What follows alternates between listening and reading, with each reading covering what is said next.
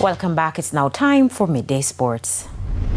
Second Vice President at the Jamaica Cricket Association and the man in charge on government and international relations, Dr. Akshay Mansingh, says as it stands, they are confident of meeting their timelines for the upgrading of the lights and the installation of a new scoreboard at Sabina Park. New lights are expected to be shipped from England at the end of this month and are expected to arrive at Sabina Park by the middle of April for installation and testing before Australia's arrival in July for what could be a pink ball test and 2 T20s. At the same time, the new scoreboard is also set to arrive in the island in April. Speaking with TVJ Sports, Dr. Mansingh noted that while the timeline for completion is tight, the hope is that all will be done ahead of time. We have planned ahead, and the reality is that we're not too worried, but what happens is that once the components get on a ship, then we're at the mercy of shipping lanes, and they're notoriously late, and we put that into the contingency.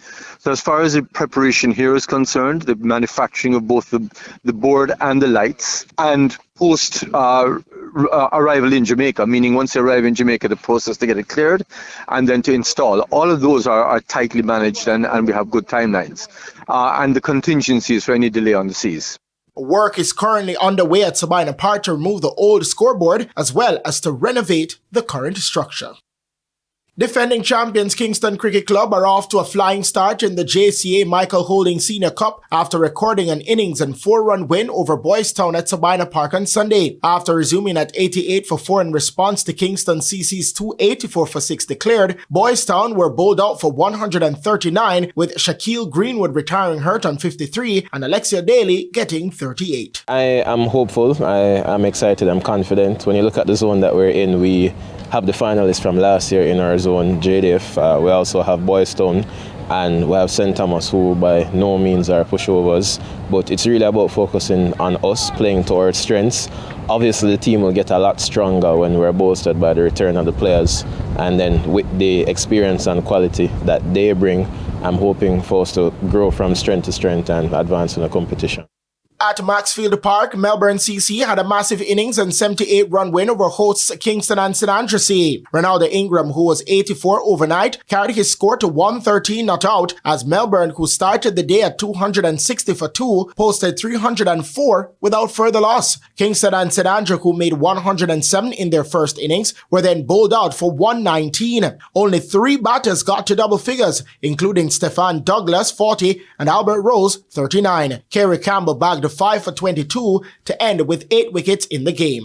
Kensington CC also recorded a big win over rivals Lucas CC, winning by an innings and 57 runs at Nelson Oval. Lucas, who made 107 batting first, were bowled out for 151 in their second innings after Kensington posted 315 all out. Justin Beckford got 49 against Ryan Francis, 4 for 38, and Alex Hines, 3 for 23. Elsewhere, former champions Jamaica Defence Force had the biggest win of the round, beating St Thomas CA by an innings and 128 runs at Springfield. Westmoreland also got the better of St James by 8 wickets at Paradise. And finally, Arnett Gardens will be seeking to cut the deficit at the top of the table to just 4 points when they travel to face Montego Bay United as action continues in the Ray and Nephew Jamaica Premier League today at the Montego Bay Sports Complex. The Junglists are on 61 points, while Montego Bay United are third on 59 points. That match starts at 7:45 p.m. 3 more matches are slated for Wednesday. I'm Christopher Scott, and that is your Midday Sports Report.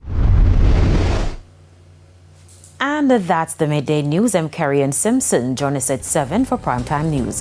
On behalf of the news, sports and production teams, good afternoon.